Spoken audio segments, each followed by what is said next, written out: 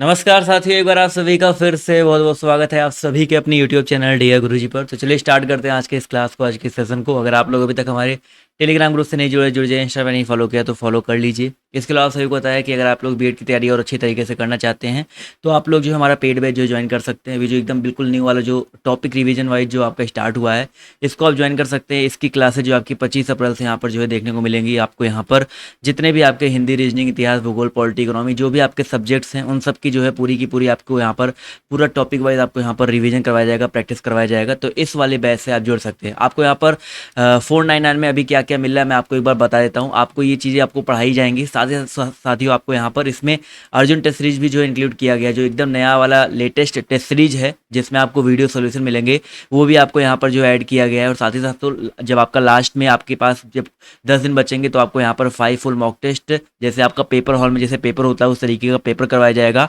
और 5 जो है प्रीवियस ईयर जो आपको फुल टेस्ट करवाए जाएंगे, जिससे आपकी तैयारी और अच्छे तरीके से हो सके। ठीक है, लाइव डाउट क्लियरिंग सेशन होंगे। बहुत सारी जो चीज़ें आपको यहाँ पर देखने को मिलने वाली हैं। कैसे आपको जुड़ना है वो सिंपल सा प्रोसेस है। एक हमारा ऐप है डीओजी ऑफिशियल ऐप। इस ऐप का लिंक मैंने नीचे डिस्क्रिप्शन बॉक्स में दे रखा है। आप उस लिंक पे जो है क्लिक करके आप जो है इस ऐप को डाउनलोड कर सकते हैं। इसको ओपन करिए, उसके बाद आप कोर्स वाले सेक्शन में जाओ, आपको यहाँ पर दिख जाएगा 45 डेज टॉपिक वाइज रिवीजन। ये जो अर्जुन बैच कह सकते हैं, अर्जुन बैच आपको मिल जाएगा। तो ये बैच आप लोग यहाँ पर बाय नाउ पे क्लिक करके जो इसको परचेज कर सकते हैं। अभी प्राइस आपका जो है कितना चल रहा है भाई? अभी आपका प्राइस 499 चल रहा है। ठीक है, ये 25 अप्रैल तक ये ऑफर जो आपका वैलिड है। 50% अभी आपका ऑफ चल रहा है।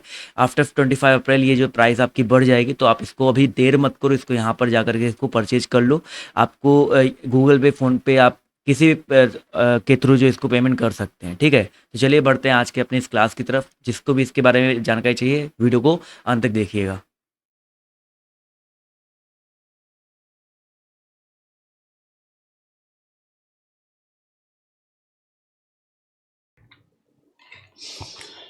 चलो, हेलो नमस्कार दोस्तों, स्वागत है आप सभी का एक बार फिर से आपके अपने परिवार डियर गुरुजी में।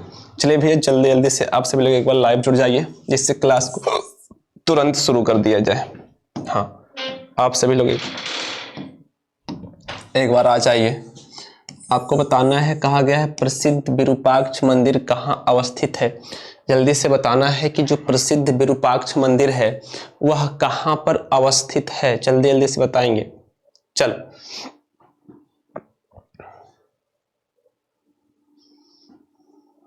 चलो, तो आप लोग जानते हैं जो प्रसिद्ध विरूपाक्ष मंदिर है, कौन सा प्रसिद्ध विरूपाक्ष मंदिर, ये आप जानते हैं कर्नाटक, कहां पर, कर्नाटक के हम्पी में अवस्थित है। कहां पर है? कर्नाटक के हम्पी में अवस्थित है। आप सभी लोग जानते हैं कहां पर अवस्थित है, कर्नाटक के हम्पी में अवस्थित है। और यह जो विरूपाक्ष मंदिर है यह किस नदी के तट पर है? जल्दी से बताओ, किस नदी के तट पर है, पहले ये बताओ। तो आप लोग जानते हैं, पहले बात तो यह जो विरूपाक्ष मंदिर है यह भगवान शिव को समर्पित है। किसे है? भगवान शिव को समर्पित। किस नदी के? तुंगभद्रा नदी के किनारे स्थित है। आप लोग जानते हैं जो हम्पी है विजयनगर राज्य की, विजयनगर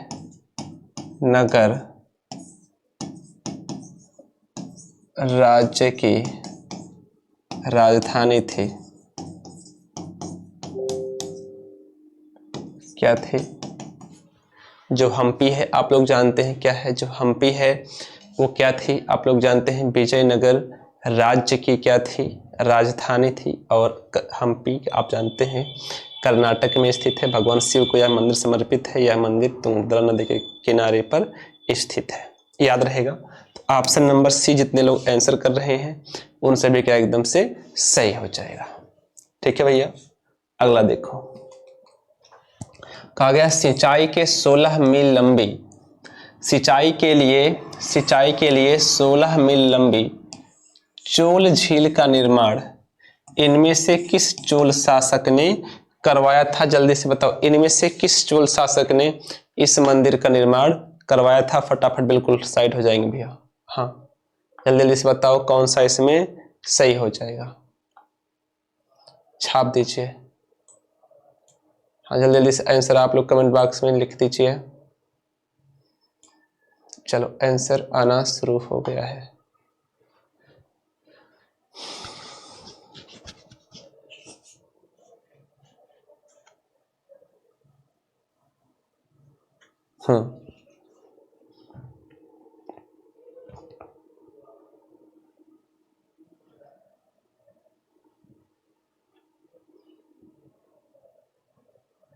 चलो, तो आप लोग जानते हैं कौन था राजेंद्र प्रथम?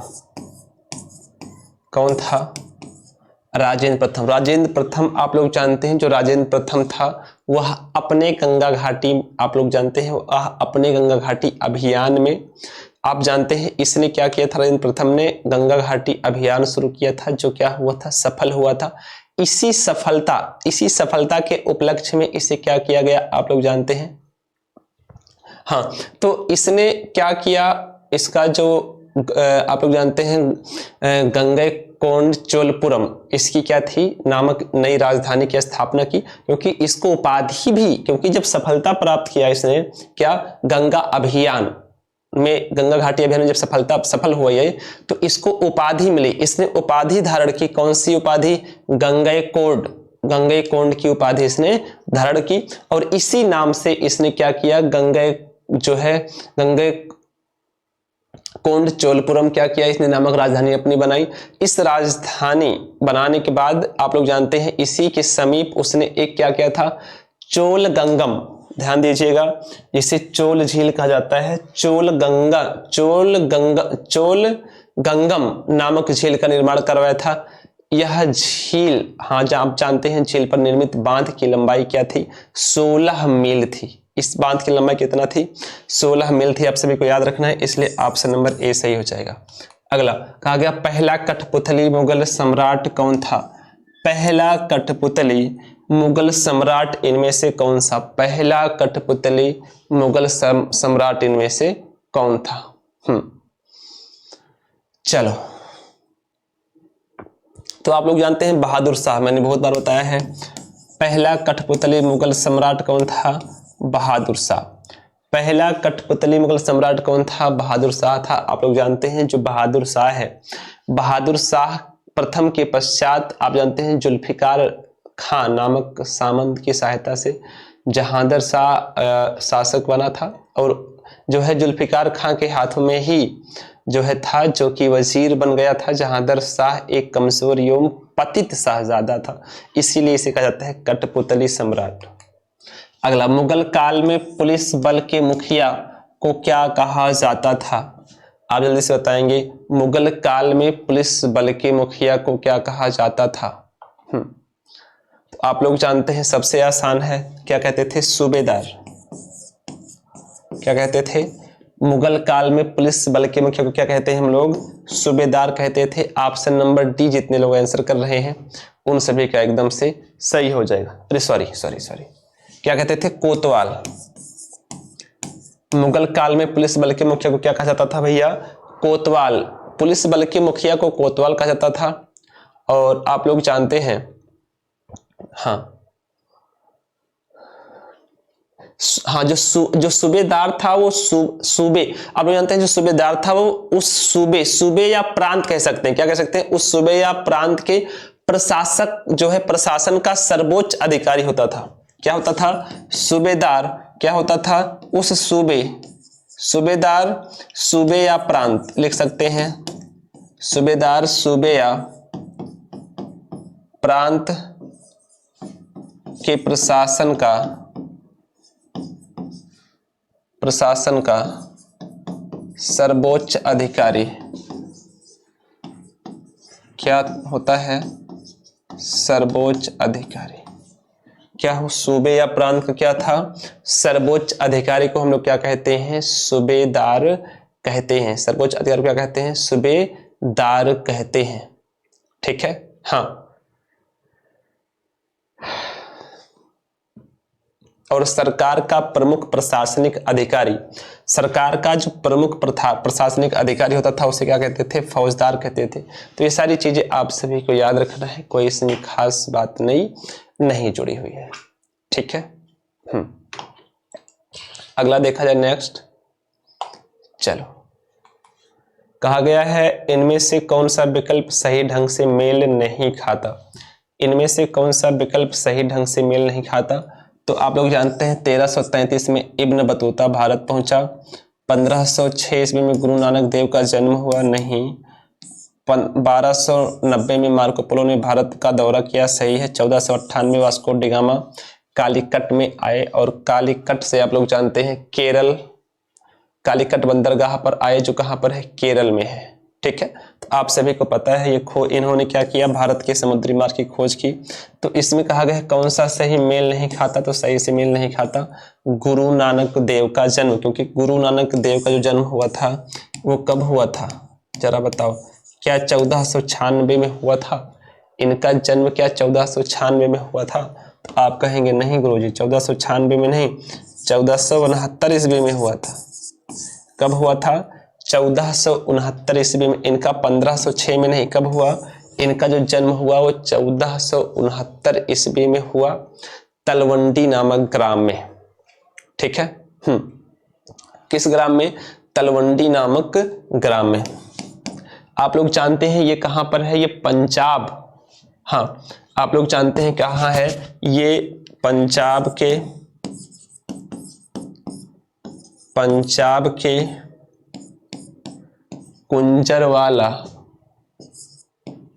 क्या है? गुजरावाला नामक जिले के, आप लोग जानते हैं कहां पर है? जिले के, गुजरावाला जिले के तलवंडी, आप इसको जानते होंगे, तलवंडी नामक स्थान पे हुआ। तलवंडी नामक स्थान पर हुआ। आप लोग जानते हैं गुरु नानक देव जो थे ये एक खत्री परिवार के थे। खत्री परिवार के थे। किस परिवार के थे भैया? आप लोग जानते हैं एक खत्री परिवार के थे। इन्होंने निराकार ईश्वर का प्रतिपादन भी किया था, जिसे उन्होंने अकाल पुरुष की संज्ञा दी थी। क्लियर है? क्या दी थी? जो है अकाल पुरुष की संज्ञा, ठीक है। नेक्स्ट आगे देखा जाए। नेक्स्ट, तो ऑप्शन नंबर कौन सा सही होगा? Option number B, 1506। अगला कहा गया काकोरी षड्यंत्र केस किस वर्ष में शुरू हुआ था? काकोरी षड्यंत्र केस, आप लोग जानते हैं जो काकोरी षड्यंत्र केस है कब शुरू हुआ? 1925 ईस्वी में। काकोरी षड्यंत्र केस कब शुरू हुआ? 1925 ईस्वी में घटित हुआ था। किस तारीख को? 9 अगस्त को। कहां पर? लखनऊ में। कहां पर? लखनऊ में। कहां पर घटित हुआ था? आप लोग जानते हैं लखनऊ के निकट, आप लोग जानते हैं लखनऊ के निकट एक काकोरी में आप लोग जानते हैं 8 डाउन ट्रेन को इन्होंने क्या किया था? 8 डाउन ट्रेन को जो सहारनपुर से लखनऊ जा रही थी, ये ट्रेन सहारनपुर से लखनऊ के लिए जा रही थी, और सहारनपुर से लखनऊ के बीच में काकोरी स्थान पड़ता है, आप लोग जानते हैं, वहां पर जा रही थी। तो इन्होंने क्या किया? इसको क्रांतिकारियों द्वारा लूटा गया, जिसके आप लोग जानते हैं कि ये कब हुआ? ये 9 अगस्त 1925 को हुआ था।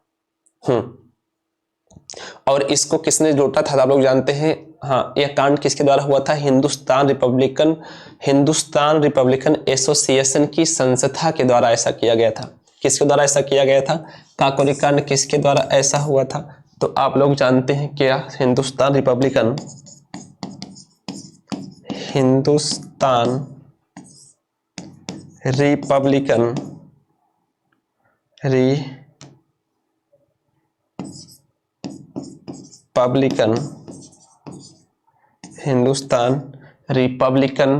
एसोसिएशन,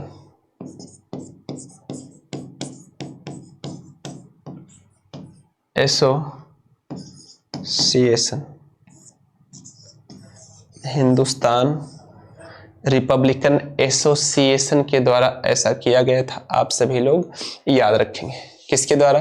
रिपब्लिकन एसोसिएशन संस्था के द्वारा ये लूट किया गया था, जिसमें आप सभी को पता है कौन शामिल था? हाँ, आप लोग बताओ, जिसमें कौन शामिल था? आप लोग जानते हैं राम प्रसाद बिस्मिल भी इसमें शामिल थे। कौन? राम प्रसाद बिस्मिल, अशफाक उल्ला खां। क्या किया गया?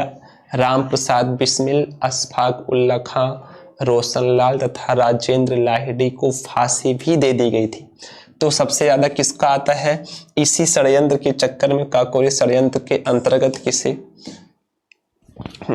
अशफाक उल्ला खां,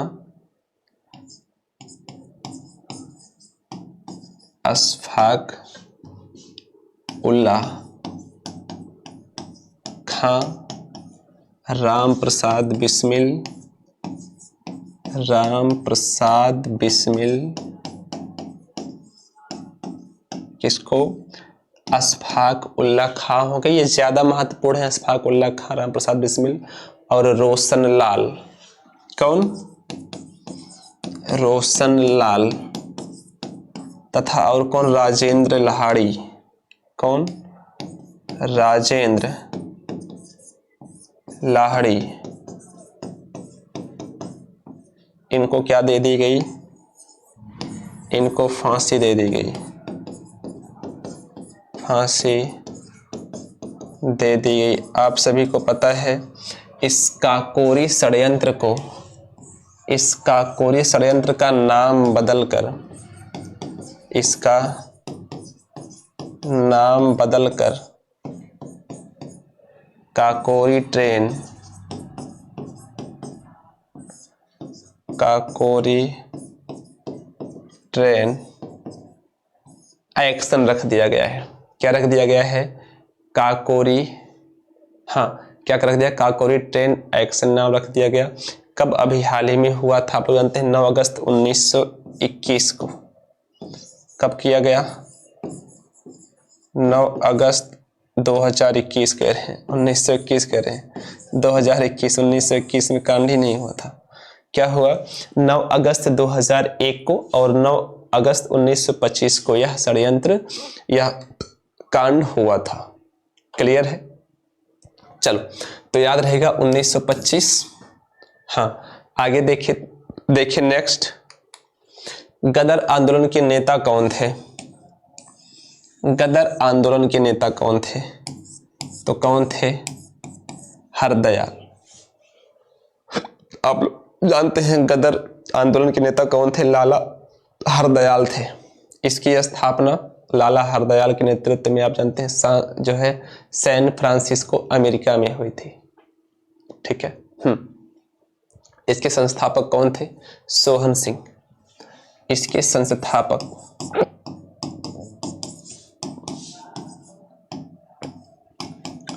Sohan Singh.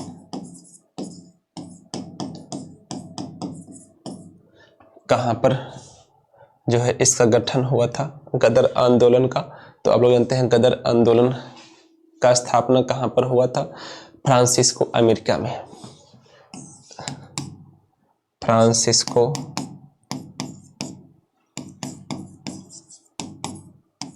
America, Francisco America में क्या हुआ? गठन। फ्रांसिस्को अमेरिका में क्या हो गया? गठन हो गया। तो आप सभी को याद रखेंगे लाला हरदयाल ने इसका क्या किया था? संस्थापक जो है। हाँ, अगला, महात्मा गांधी ने सत्याग्रह सभा की स्थापना कब की थी? महात्मा गांधी ने सत्याग्रह सभा की स्थापना कब की थी? जल्दी से बताओ। महात्मा गांधी ने सत्याग्रह सभा,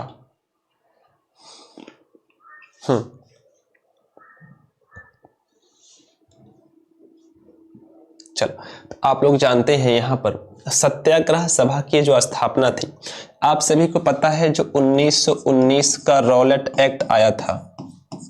क्या आया था? 1919 का रॉलेट एक्ट,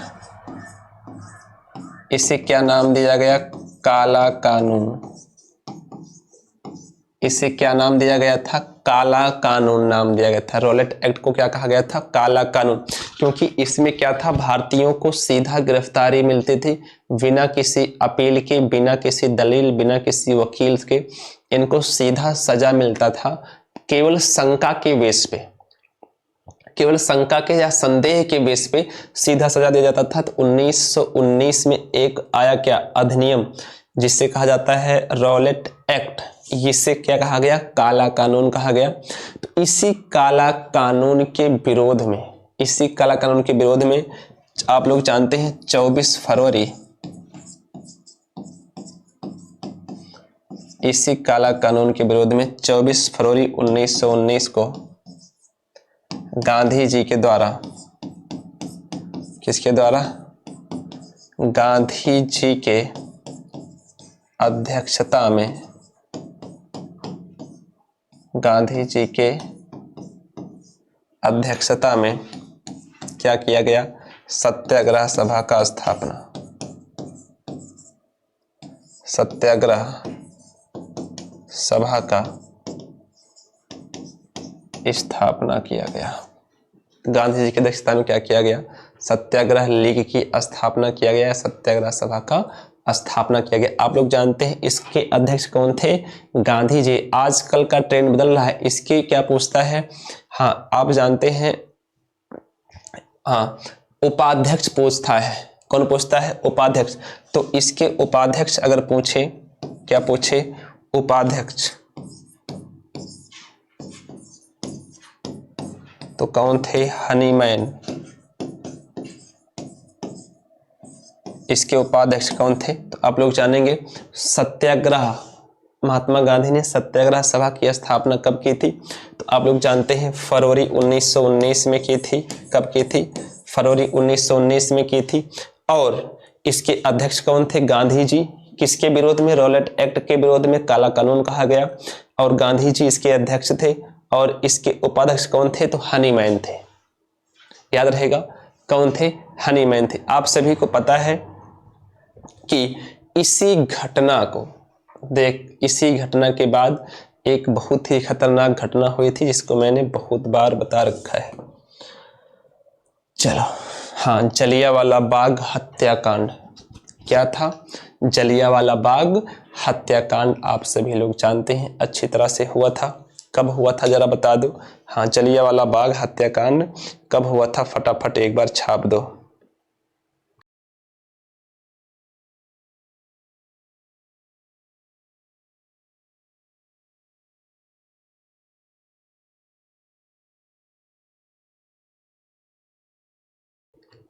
आप सभी को पता है? हाँ, नहीं, जलियांवाला बाग जो हत्याकांड था वो कब हुआ था? आप लोग जानते हैं इसी के विरोध में, इसी के विरोध में ही क्या हुआ था? जलियांवाला बाग हत्याकांड क्या हुआ था? इसको थोड़ा यहाँ लिख देते हैं, महत्वपूर्ण है, मैंने बताया तो है लेकिन फिर से देख लो। क्या है? जलियांवाला बाग हत्याकांड कब हुआ? 13 अप्रैल 1919 को। ये कहाँ पर है? अमृतसर में। कहाँ है? अमृतसर में है। तो आप सभी को याद रखना है। कहा गया स्वतंत्र भारत में उत्तर प्रदेश राज्य के प्रथम विधानसभा अध्यक्ष कौन थे? बताओ, स्वतंत्र भारत में, यानी जब भारत अपना स्वतंत्र हुआ, तो जब भारत अपना स्वतंत्र हुआ तो आप लोग जानते हैं स्वतंत्र भारत में उत्तर प्रदेश के प्रथम विधानसभा अध्यक्ष कौन थे? जल्दी से बताओ।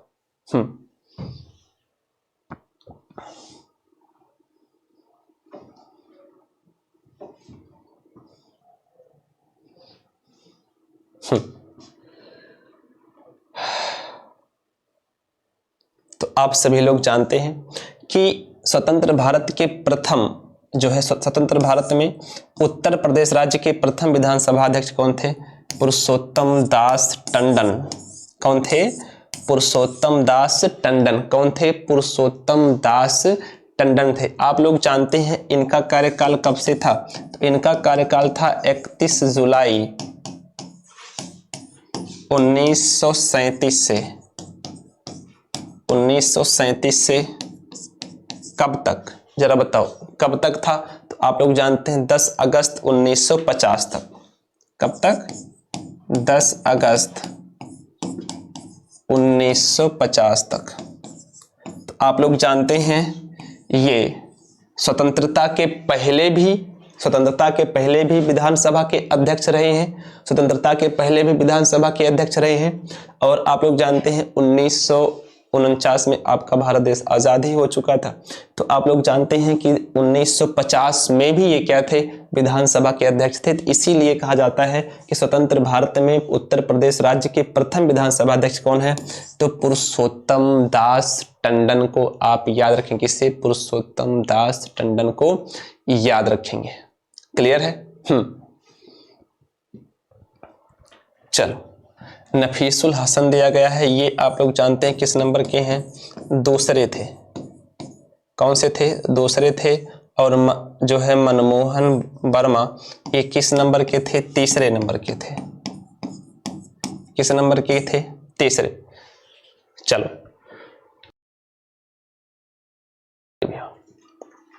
तो याद रखना है आप सभी को कि हाँ, ये कार्यकारी अध्यक्ष थे।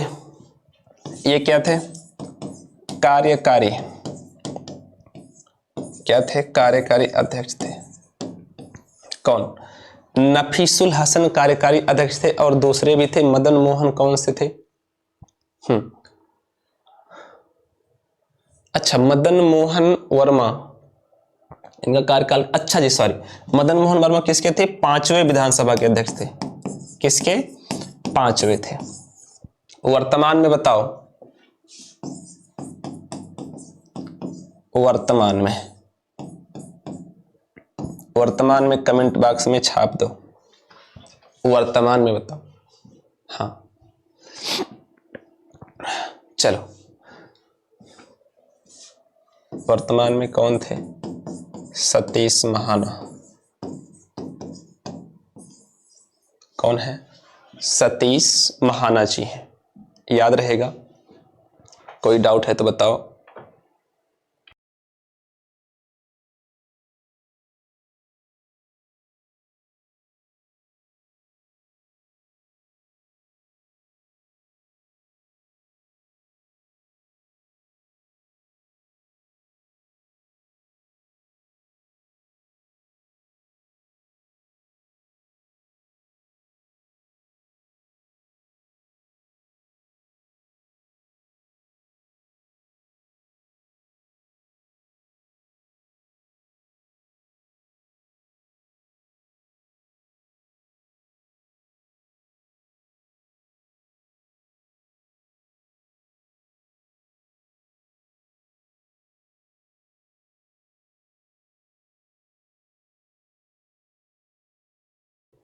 चल, इसका आंसर बताओ।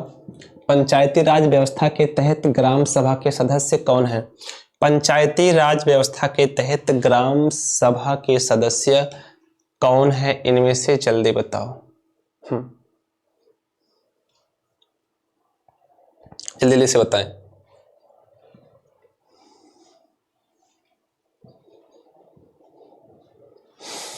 चलो, आप लोग जानते हैं, कहा गया पंचायती राज व्यवस्था के तहत ग्राम सभा के सदस्य कौन होते हैं? गांव के सभी सदस्य होते हैं क्या? नहीं, गांव के सभी सदस्य।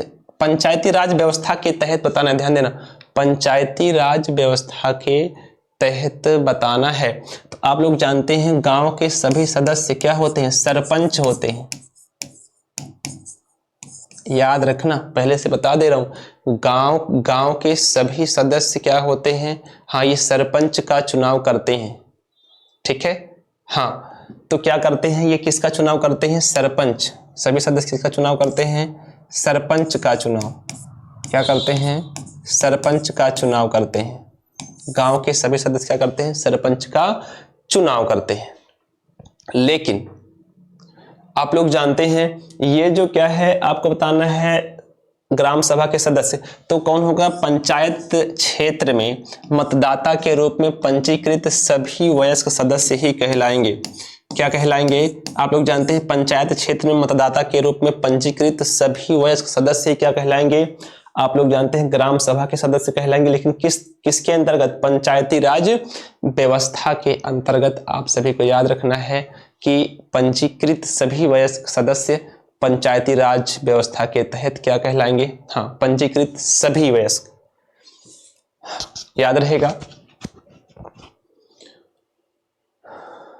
चलो अगला देखा जाए। नेक्स्ट कहा गया ग्राम सभा में निम्न में से कौन शामिल है? ग्राम सभा में निम्नलिखित में से कौन शामिल है? फटाफट छापो, इनमें से कौन शामिल है?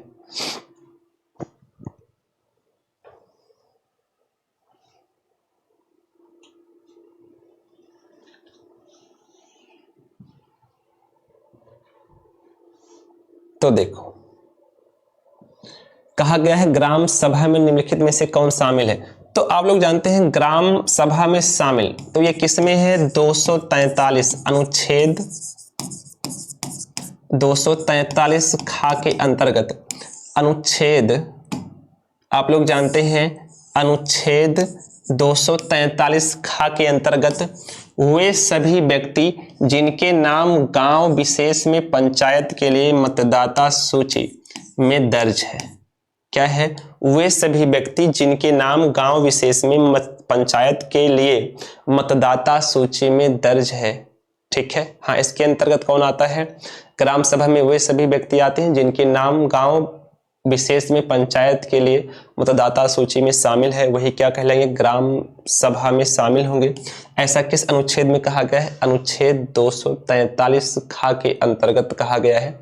आप सभी को याद रखना है। ठीक है, अगला कहा गया है 73वां संविधानिक संशोधन निम्नलिखित में से किससे संबंधित है? तो आप लोग जानते हैं जो 73वां संविधान संशोधन है, 73वां संविधान संशोधन कब हुआ था? पहली बात 1992 में हुआ था। कब हुआ था? ये हुआ था 1992 ईस्वी में। जो किससे संबंधित है? ये संबंधित है पंचायती राज संस्थाओं से संबंधित है। किससे है? आप लोग जानते हैं पंचायती राज संस्थाओं से संबंधित है। आप लोग जानते हैं इस संशोधन अधिनियम के पारित होने से, आप लोग जानते हैं इसके पारित होने से भारत में पंचायती राज संस्थाओं को संवैधानिक दर्जा प्राप्त हुआ और संविधान में भाग 9 एवं अनुसूची 11 भी जोड़ी गई। इसी जो है 73वें संविधान याद रखेंगे, 73वें संविधान संशोधन में अनुसूची 9 भाग 9, इसी में भाग 9 भी जोड़ा गया। क्या जोड़ा गया? भाग 9 एवं अनुसूची 11 भी जोड़ी गई। एवं क्या जोड़ा गया? अनुसूची 11, अनुसूची 11 भी जोड़ी गई। याद रखना है, इसी कॉन्स्टिट्यूशनल अमेंडमेंट में भाग 9 और अनुसूची 11 भी जोड़ी गई। 73वें संविधान संशोधन कब? 1992 में हुआ और ये किससे संबंधित है? पंचायती राज संस्थाओं से संबंधित है। आप सभी को याद रखेंगे। हाँ, अगर पूछ लिया जाए कि पंचायती राज व्यवस्था सर्वप्रथम कहाँ लागू हुआ, अगर आपसे पूछे पंचायती राज व्यवस्था, ये जो आपकी है क्या? पंचायती राज व्यवस्था, ध्यान देना, पंचायती राज व्यवस्था सर्वप्रथम कहाँ लागू हुआ? सर्वप्रथम कहाँ लागू हुआ? कहाँ लागू हुआ? तो आप लोग जानते हैं राजस्थान के नागौर जिले में। कहाँ पर है? राजस्थान के नागौर जिले में यह सबसे पहले लागू हुआ। कहाँ पर? राजस्थान के नागौर जिले में यह सबसे पहले लागू हुआ था। क्लियर है? हाँ,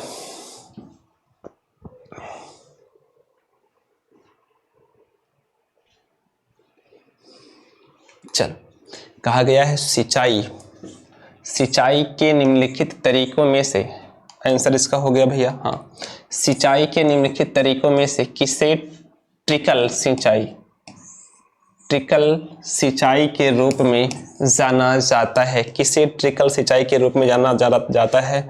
तो किसको जाना जाता है? ड्रिप सिंचाई को। किसको जाना जाता है? आप लोग जानते हैं ट्रिकल सिंचाई के रूप में किसे जाना जाता है? हाँ, ड्रिप सिंचाई को जाना जाता है। यह सिंचाई की एक क्या है? नवीनतम तकनीकी है। ये क्या है? सिंचाई की नवीनतम तकनीकी, सिंचाई की नवीनतम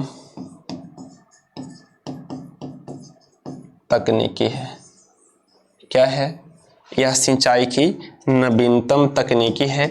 आप लोग जानते हैं यह जो ड्रिप सिंचाई है, इसके अंतर्गत इस सिंचाई तकनीकी को क्या कहा जाता है? ट्रिकल सिंचाई के रूप में जाना जाता है। इस प्रणाली के अंतर्गत खेत में पाइपलाइन बिछाकर, इसके अंतर्गत खेत में पाइपलाइन बिछाकर स्थान स्थान पर नोजल लगा दिया जाता है। क्या? नोजल लगाकर सीधे पौधों की जड़ों के पास, सीधा क्या किया जाता है? पौधों की जड़ों के पास बूंद बूंद करके जल पहुंचाया जाता है। नोजल लगा के क्या किया जाता है? बूंद बूंद नल जो है जल पहुंचाया जाता है पौधों के जड़ों के पास। तो इसे कहा जाता है ट्रिकल सिंचाई, और यह क्या है? ड्रिप सिंचाई के नाम से जाना जाता है। तो याद रहेगा, इससे क्या कहता है? खेत में पाइप बिछा दिया जाता है, उसके बाद उसमें नोजल लगा दिया जाता है। नोजल लगा के बूंद बूंद पानी जो है पेड़ या पौधों की जड़ों पर दी जाती है। याद रहेगा। हाँ, यह एक क्या है? यह एक आप लोग जानते हैं ट्रिकल सिंचाई के रूप में जाना जाता है। याद रहेगा। चलो अगला, कहा गया है लहरदार भूमि और रेतीली मिट्टी की सिंचाई के लिए उपयुक्त विधि है। जल्दी से बताओ, लहरदार भूमि और रेतीली मिट्टी की सिंचाई के लिए उपयुक्त विधि कौन सी है? जल्दी से बताओ।